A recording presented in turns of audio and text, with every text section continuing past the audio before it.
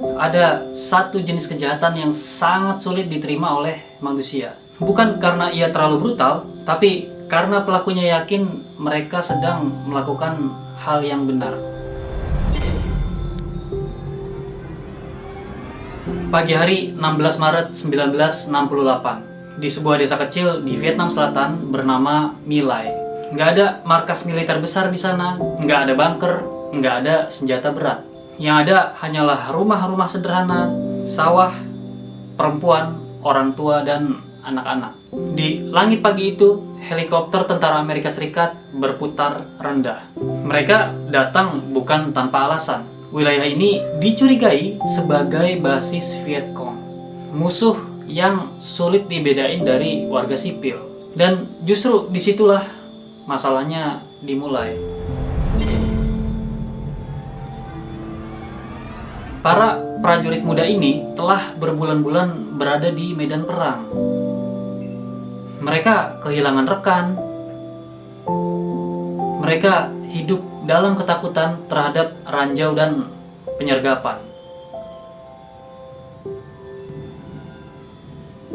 Musuh jarang terlihat, tapi kematian selalu datang. Di kepala mereka terbentuk satu asumsi berbahaya. Kalau bukan kawan, berarti lawan.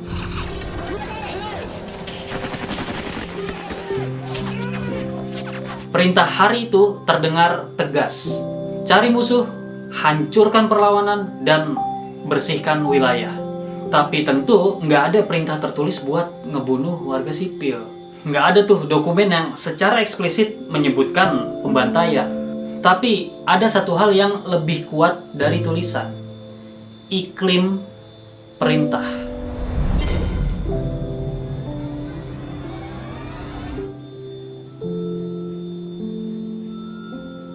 Ketika pasukan masuk desa, mereka nggak nemuin perlawanan bersenjata sama sekali. Nggak ada tembakan dari rumah, nggak ada serangan balasan. Tapi itu nggak menghentikan apa yang terjadi setelahnya. Warga dikumpulin,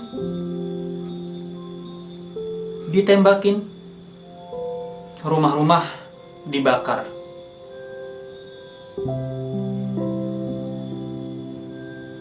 Para perempuan diperkosa, anak-anak dibunuh. Dalam hitungan jam, ratusan warga sipil tewas.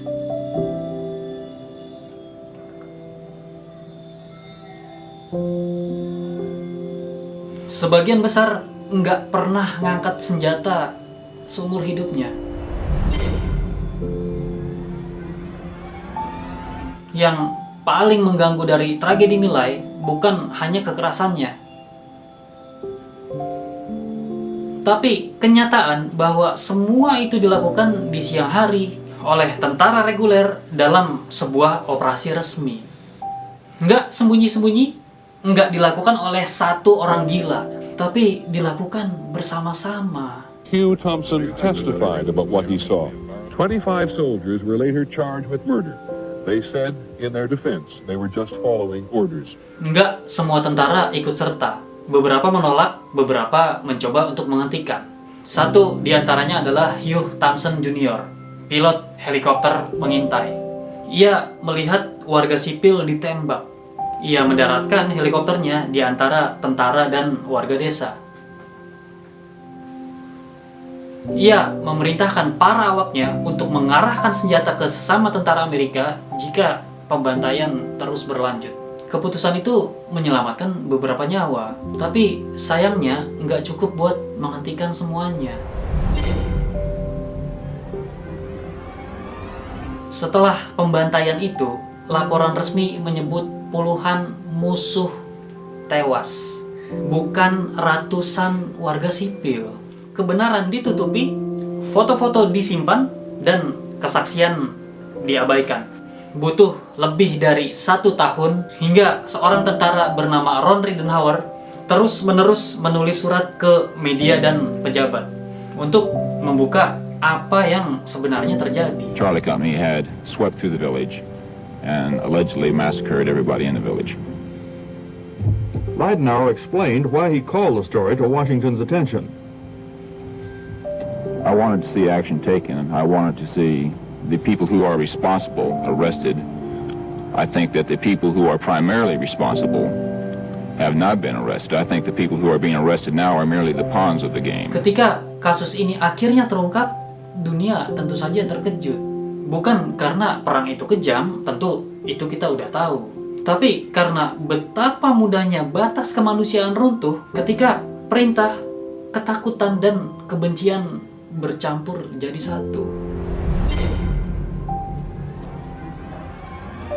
Mari kita berhenti sejenak dari fakta dan melihat pola nalarnya.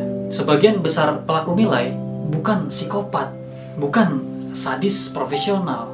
Mereka adalah prajurit muda yang dilatih buat patuh, ditempatkan dalam situasi ekstrim, dan diajari bahwa ragu bisa berarti mati.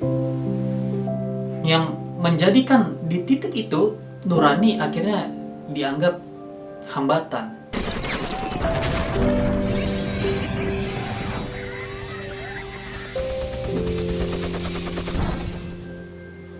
Kesalahan berpikir yang terjadi di sini bukan kebencian murni, tapi dehumanisasi. Ketika satu kelompok nggak lagi dilihat sebagai manusia utuh, tapi sebagai simbol musuh, angka, atau ancaman samar. Begitu itu terjadi, ngebunuh nggak lagi seperti ngebunuh seseorang, tapi lebih terasa seperti menyelesaikan tugas.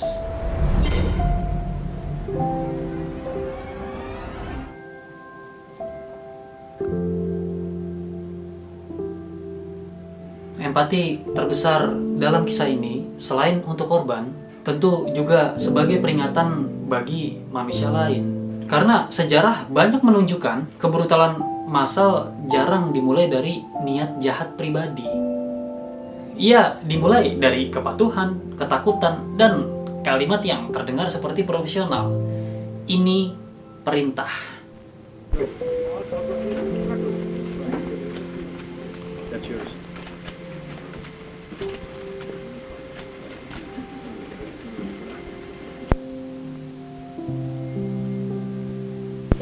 No, I did not shoot any child in My Lai, and no, I did not order any massacre in My Lai. Was there a massacre there? I did not see any massacre in My Lai. Tragedi My Lai bukanlah kecelakaan tunggal. Ia adalah cermin tentang apa yang bisa terjadi ketika manusia berhenti melihat manusia lain sebagai individu dan mulai melihat mereka sebagai bagian dari masalah. Yang ngebuat kisah ini terus relevan bukan karena ia tentang Vietnam atau Amerika atau perang, tapi karena ia bertanya diam-diam kepada siapapun yang hidup dalam sistem. Di titik mana aku berhenti patuh dan mulai bertanggung jawab sebagai manusia. Wounded one Marine and netted these 4 prisoners. 4 old men who could not answer questions put to them in English. 4 old men who had no idea what an ID card was. Ratusan orang dinilai nggak mati karena salahnya strategi militer. Mereka mati karena batas moral runtuh secara bersama-sama. Dan mungkin tragedi terbesar dalam kisah ini adalah kesadaran bahwa hal seperti ini nggak ngebutuhin monster. Ia hanya membutuhkan manusia biasa yang berhenti bertanya terlalu cepat. Jadi, pelajaran apa yang bisa kita petik dari kisah ini?